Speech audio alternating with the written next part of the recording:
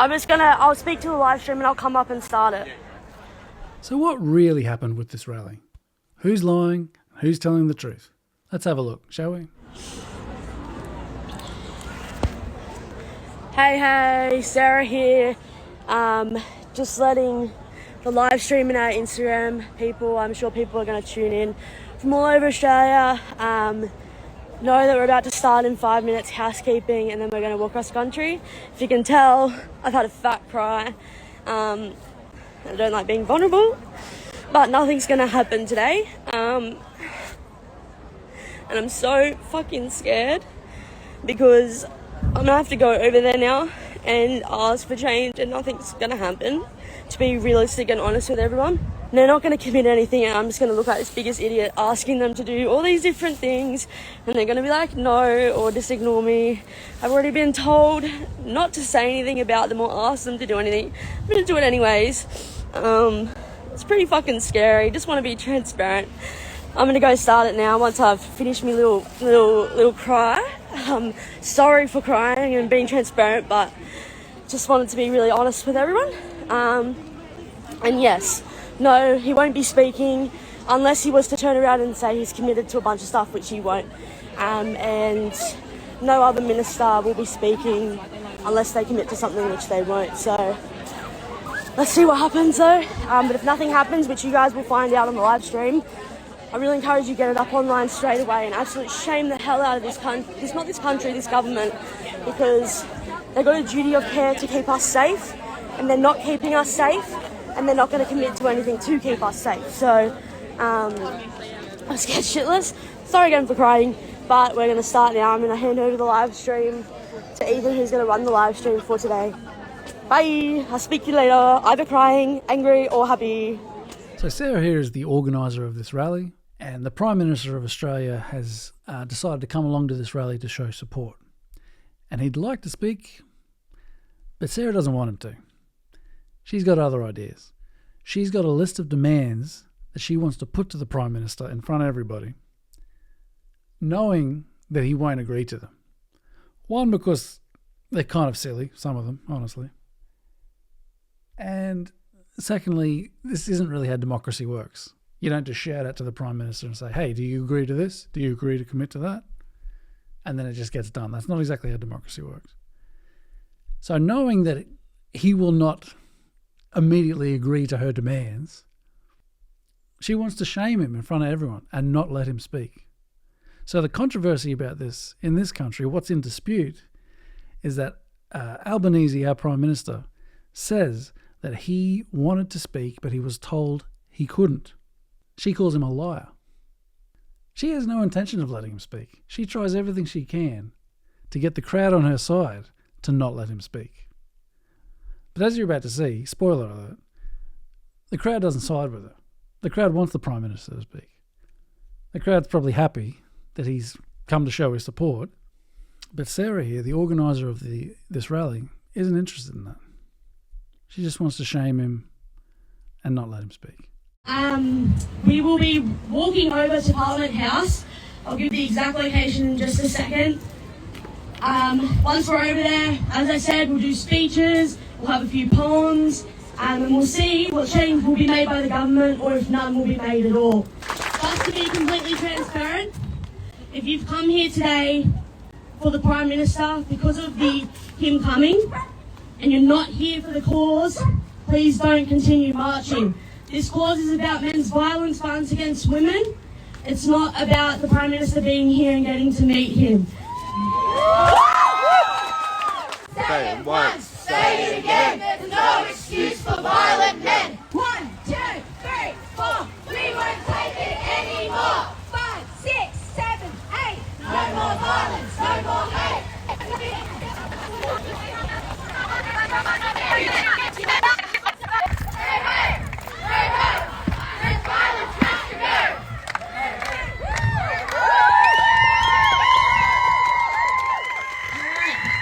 I really encourage all speakers, performers, to come to the front ASAP. If you're a politician, make yourself known within the crowd. I'll speak to you soon. And Reed, can you keep chanting? Thank you for attending today. Thank you for standing with me and my team. 4 years ago, I escaped family violence and moved 5 hours from Newcastle to be homeless in Canberra. I was homeless in Canberra for about 2 months and I moved back to Newey. I was really lucky to get back to Newey. But what happened then was I was in a domestic violence relationship. I fled to Canberra here with the only person I knew, who was my boyfriend at the time, ex-boyfriend, don't worry. The relationship was really abusive. For 10 months, I was nearly murdered every single day. I was hit, raped, financially and emotionally abused.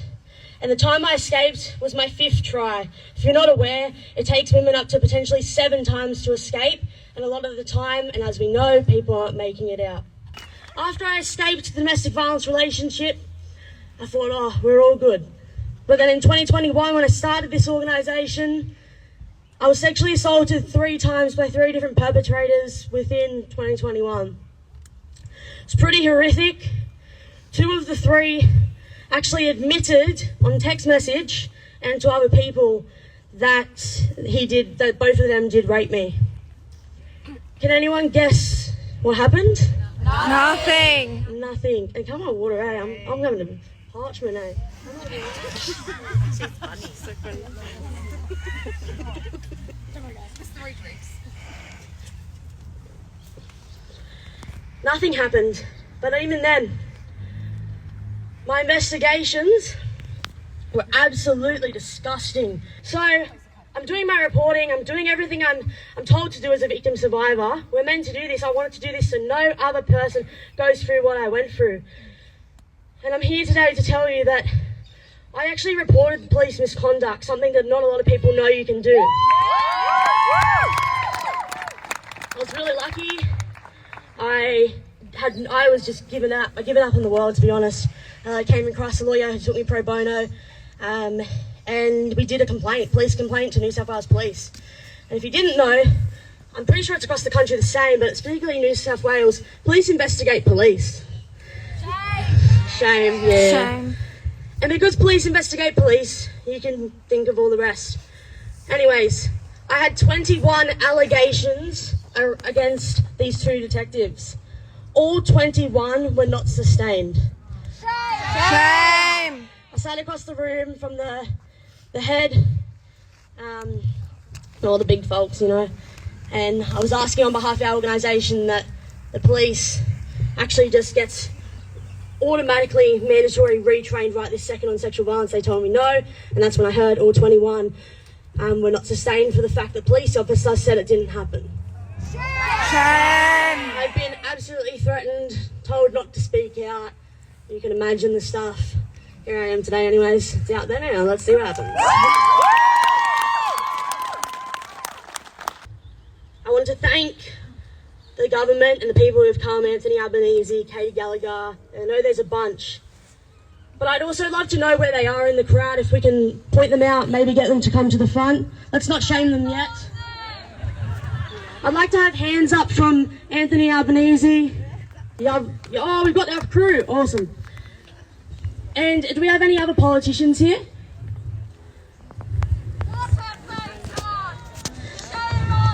If we've got any politicians, if you want to just come to the front or closer so I know where you are. Have we got literally no other politicians here, eh? Oh, I know we got David. We got David speaking. If you're a politician, you're here, come to the front. I know you got election coming up this year. Yeah.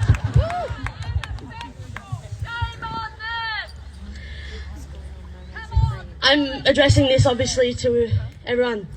On behalf of the thousands and thousands of victim survivors and the ones who are grieving the loss of their lives, can I ask, will you here today say that men's violence and violence against women is a national emergency? Yeah! Not you guys, I'm talking to them. I know you guys will. Can we get a thumbs up, thumbs down, or if you don't respond, that's fine. Scream it out.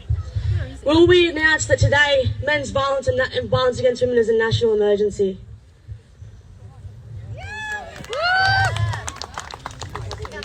I'm not seeing a thumbs up, alright. Alright. Demand number 1 is a no for those here today and those on social media. Demand number 1.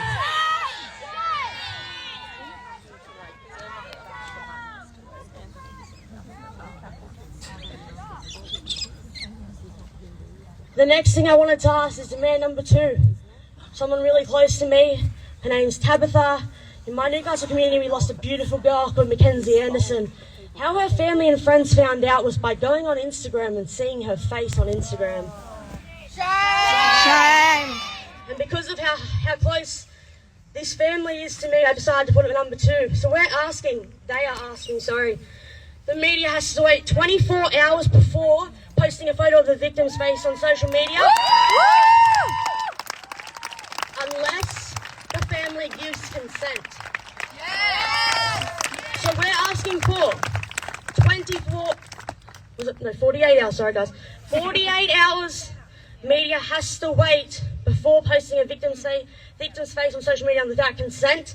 I know that takes, I'm not stupid, I passed legislation change before. You guys probably think, who is this girl? I did, look me up, I have.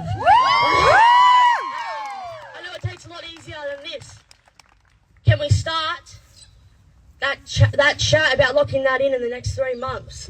No, guys, I know you're good for it. We have a yes or a no, thumbs in the air. If it's a yes, 100% okay to not respond at all. Number 2, no response. There's a lot of brave people here. Be brave.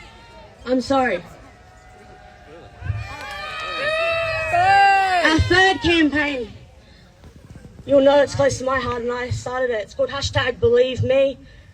We're asking for mandatory victim blaming prevention training for frontline workers, first responders, and now media personnel.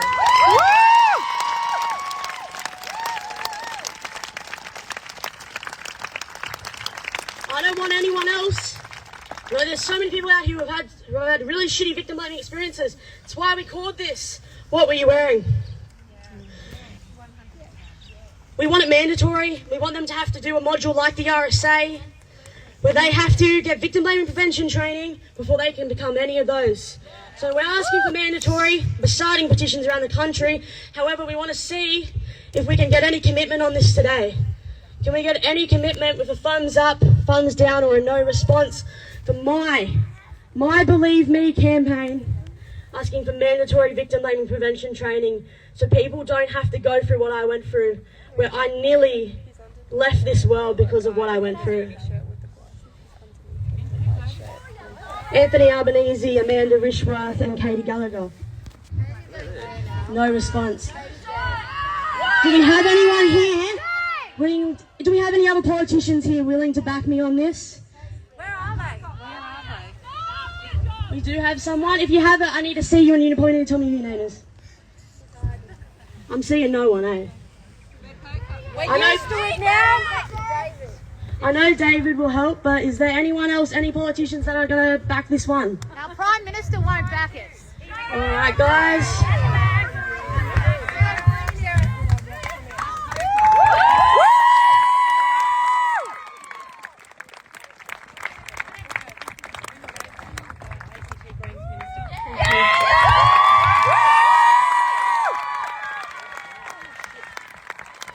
Emma Davidson's from the ACT Greens member will back us on that one.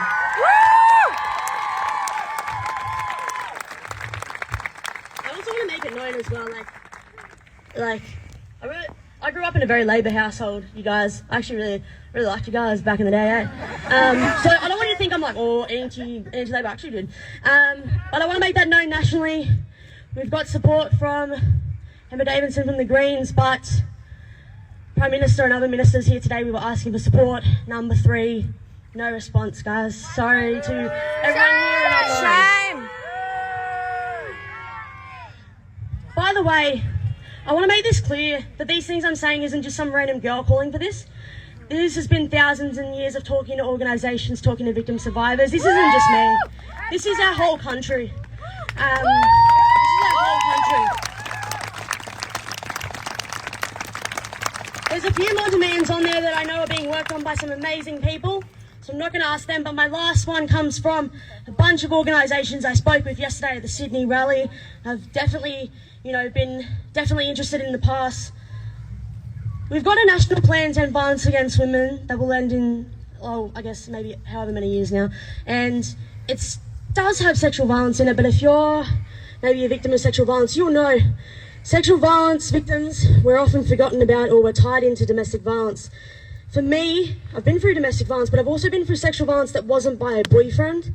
And I personally want to be acknowledged by that and not tied into domestic violence, because those people who did that to me, we weren't even dating. Some people go through strangers, some people go through friends, you know, institutions, whatnot, and we need to be acknowledged.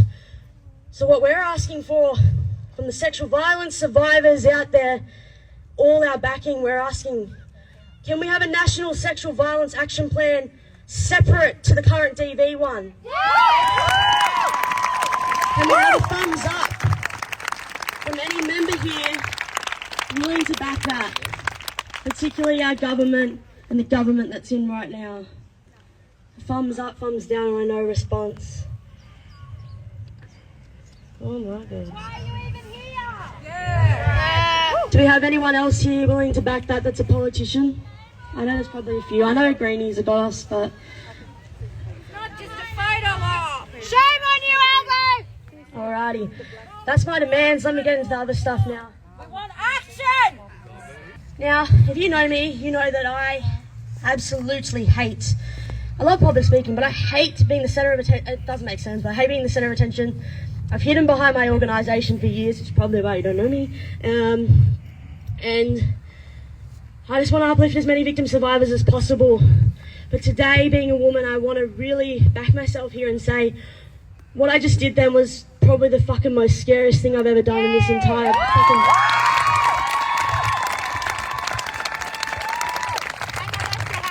I'm only 23 years old. I'm speaking on behalf of all the young people. Because us young people, us young black fellas, us young white people, all of us, all us young people, we're the ones that are going to have to live with the consequences of our current government's actions. And what I heard a lot last year was that if we don't start seeing things as a potential for a Peter Dutton in Prime Minister next year, and we don't want that. But we gave the opportunity to Anthony Albanese to make comment today. I don't want Peter Dutton, please, Lord. But now we know our answer. I don't know what the action is there. Someone's got it. We'll talk to them later. Minority government, that's what it looks like.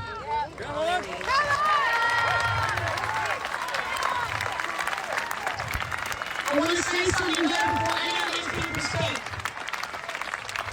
I'm going to take my phone just in case. I know people. Before anyone speaks, I do want to say I'm doing this respectfully. People are going to think I'm not. People aren't going to like it. Who gives a hell, really? I'm doing this for victim survivors and the women that no longer can speak in this country anymore.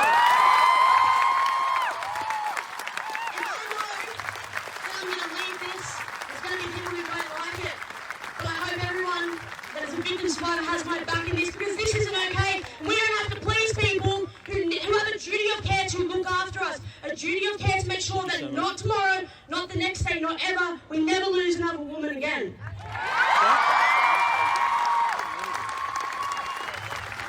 I actually, to be honest, don't really want anyone to speak, because I don't think they should be given the microphone. And I do think that's going to be just a shit Sarah show, and I'm going to become the next Brittany Higgins. And I'm not looking for anyone to become that. I'm happy for my What We Learn team to talk with the ministers, hear what they have to say, and then we'll consider the decision of them speaking in about 10 minutes. But I'm not having any attacks towards myself in the organisation.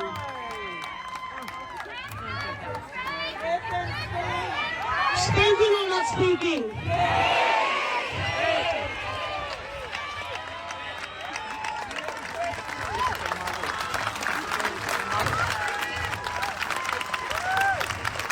Thanks very much.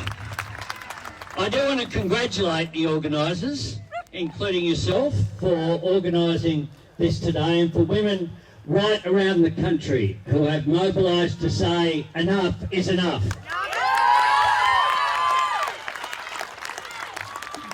And just as I left Parliament House during the demonstration that was held a couple of years ago, I'm proud to be here with women, men, boys and girls saying we want violence against women and children to stop. That's right.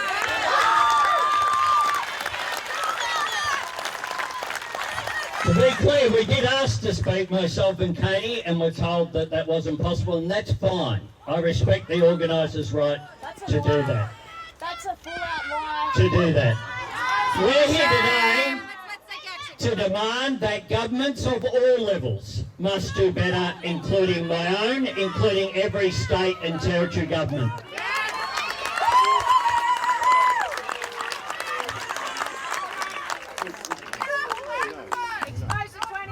We're here as well to say that society and Australia must do better. We need to change the culture, we need to change attitudes. We need to change the legal system. We need to change the approach by all governments. Because it's not enough to support victims. We need to focus on the perpetrators and focus on prevention.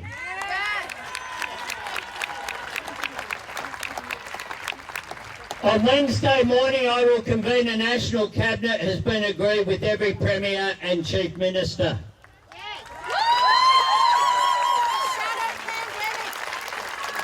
We'll talk about what we can do, including as part of the National Plan to End Violence Against Women and Children, where in the first two budgets we've added $2.3 billion.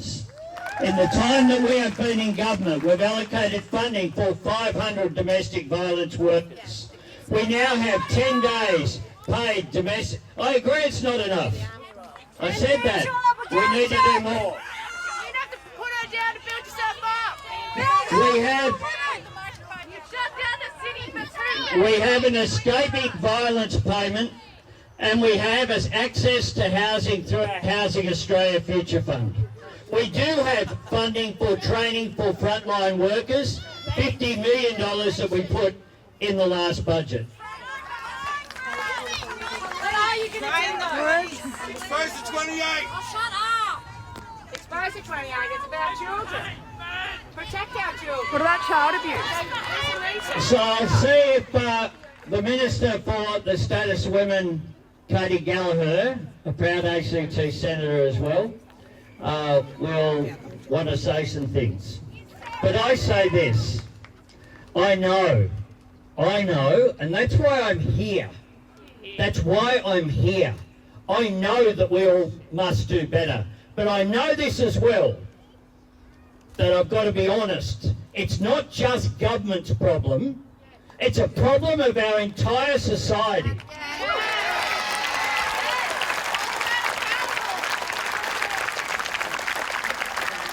And this is a national crisis. And the reason why there's a disagreement with some of the language re-emergency is emergency something that we use when there's a flood or bushfires where things kick in for 1 month or 2 months of funding.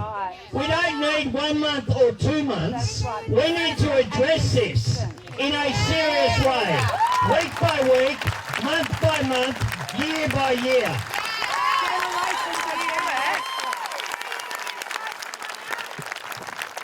Across the generations. And we need to do it. We need to make sure that this isn't just up to women, it's up to men to change men's behaviour as well.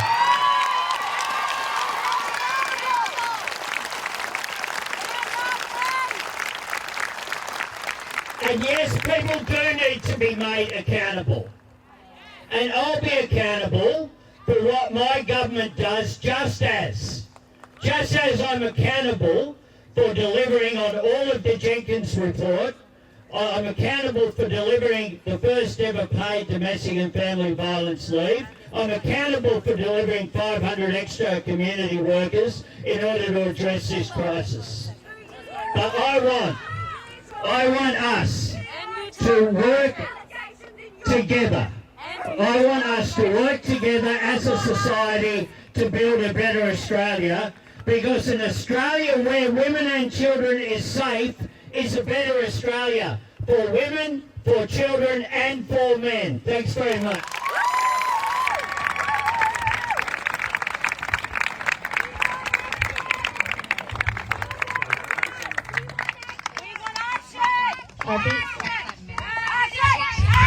Yes, and I was gone.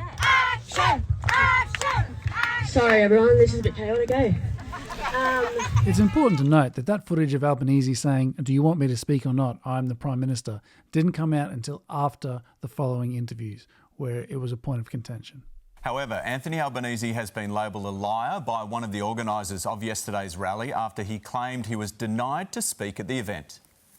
I'd actually asked him, their office, if he would speak, if he could commit, and they said, look, it's a bit too busy, but Katie Gallagher would happily speak and say what they're doing is amazing with the National Cabinet meeting.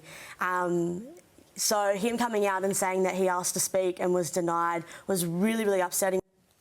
And the Prime Minister, Anthony Albanese, joins us now. Good morning to you. Look, let's clear this up because there's a wider issue we want to get to. We don't want this to distract us. Sarah Williams has claimed you lied to the nation. What's your response? Oh, look, good on Sarah for organising the rally yesterday.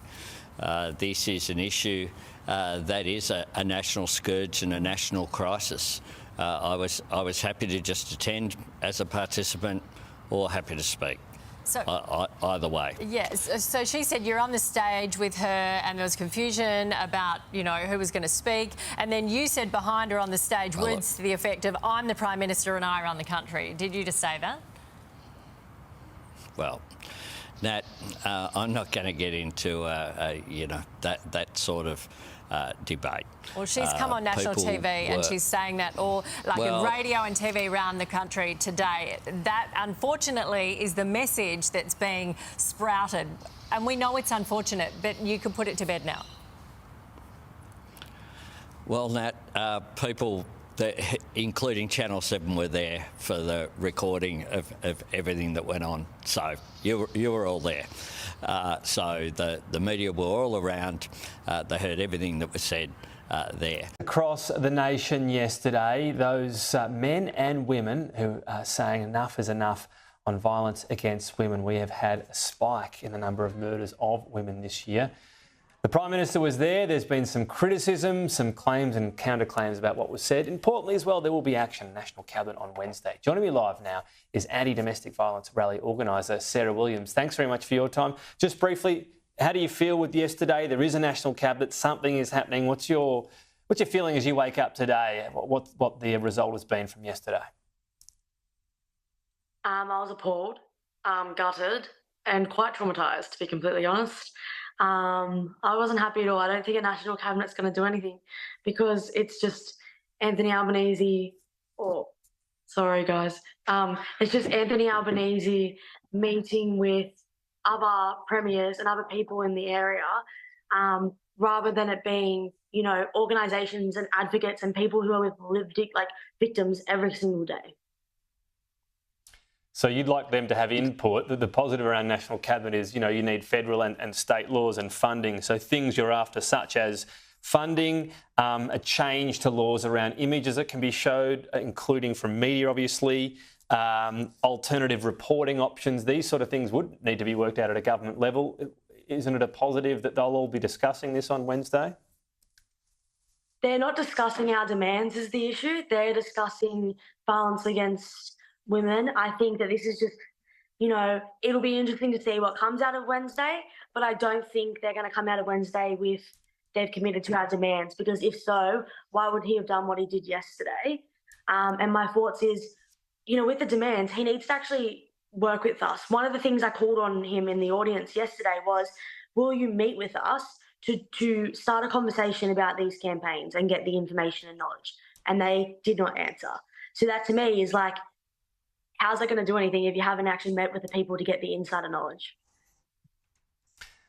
So part of all of this in terms of what actually happens, you've said, or there's an allegation the Prime Minister said in response to all of these calls, I'm the Prime Minister, I run this country. He said he didn't say this. Do you stand by? Are they the exact words he said? Yes, his exact words he said, but I've not been told that he hasn't said he didn't say it. I've been told he's avoided the questions all day.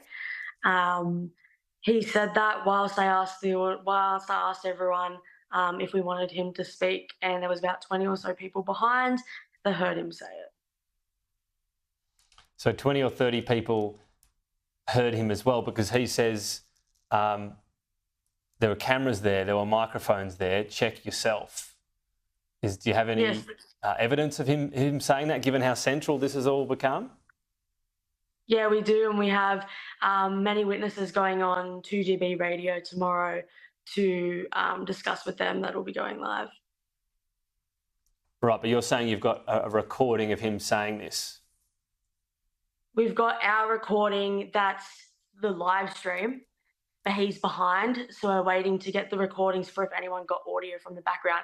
But just because if someone didn't get audio of him saying it doesn't mean it didn't happen. That's victim blaming at its best. And our organisation is called What Were You Wearing Australia. We're about ending victim blaming, and what you're doing right now on live TV is victim blaming me. So please don't do that. One of our demands... No, I was just asking you because you... No, but our third demand, if you actually knew about the campaign, was mandatory victim blaming prevention training for media personnel, so they don't victim blame victim survivors. What you're doing right now on national TV is victim blaming me, and I don't like it whatsoever, because people who watch who are victim survivors will think that's okay to do, and that's what encourages men's violence. Okay, well, I'm not seeking to do that. It was a question around merely the element of whether this was said or not. When you said there was a recording, I was just asking about that.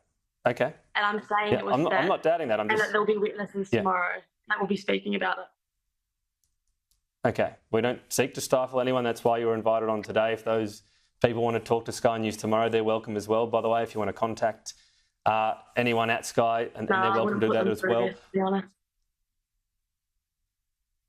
Okay. I was told I'd be speaking to someone who was trauma-informed and wouldn't be victim-blaming, so it's pretty disappointing, guys. Okay. Well, it was merely a question around a recording when you said someone recorded it, so I was just trying to clarify that. No, I said yes, it didn't. I clarified it straight away. You didn't have to ask it another time. Okay. In terms of where all of this goes as well, so the actual action that you want taken, given this is happening on Wednesday, will you seek to, talk to either the Prime Minister, Katie Gallagher, again put forward the 5 changes you want in particular to get them to discuss, tell them why that's important and seek to have them as a central part of that meeting? Yeah, I've already asked that I want to meet with them and I want to work really closely with them to actually, if we don't work together on this, things won't get changed. I've already asked. All my media today has been saying that, calling for that, but I've heard from no one all day. Okay. And do you have some hope that, and I understand today, you woke up, as you say, feeling pretty distressed, but do you have some hope that this is getting so much attention yesterday and there is a meeting happening? Do you feel as though at least a lot of people are talking about this, a lot more people are taking it seriously, and there were plenty of men out there in the audience as well, which really matters, that it's not up to women to fix this, that men were there alongside partners or sisters or mothers as well? Yeah, no, I think the fact that this is everywhere across the media right now, it's being spoken about so much, we never hear it being that forefront in the media, across all media stations as well. So I think that's really good because it's going to start more conversations and a whole range of things. Also, I do have hope because hundreds of thousands of people turned up, and yeah, you're right, so many of them were men. And I think, so many amazing people came together to make these rallies happen. I think, just in general, community attitudes were definitely changed and really reflected on yesterday, which I think was really good. I think the rallies were successful. I think they were really, really good. And that's why I hope that eventually after all this, the media actually reflects and, looks at how successful and great these rallies were. That we created 17 around the country in a matter of about 10 days. And so many people have gotten to have a voice. share their stories and meet other people and connect and just heal together, which is what people need right now, as much as we also need change. Rallies across the country culminating in a Canberra call for action. Anthony Albanese attended out of solidarity to listen and to learn. But it's what happened next that's become a flashpoint. I was happy not to speak. I was happy to speak. I was told from his office on Saturday morning that he was not wanting to speak, that he wasn't coming to speak. But as rally organiser Sarah Williams spoke on Sunday, name-checking the PM... We gave the opportunity for Anthony Albanese to make comment today. He decided he would speak, to the applause of some, booing of others. And we'll consider the decision of them speaking about 10 minutes. But I'm not having any attacks towards myself or the organisation. We did ask to speak, myself and Katie, and we're told that that wasn't possible, and that's fine. I respect the organisers' right to do that.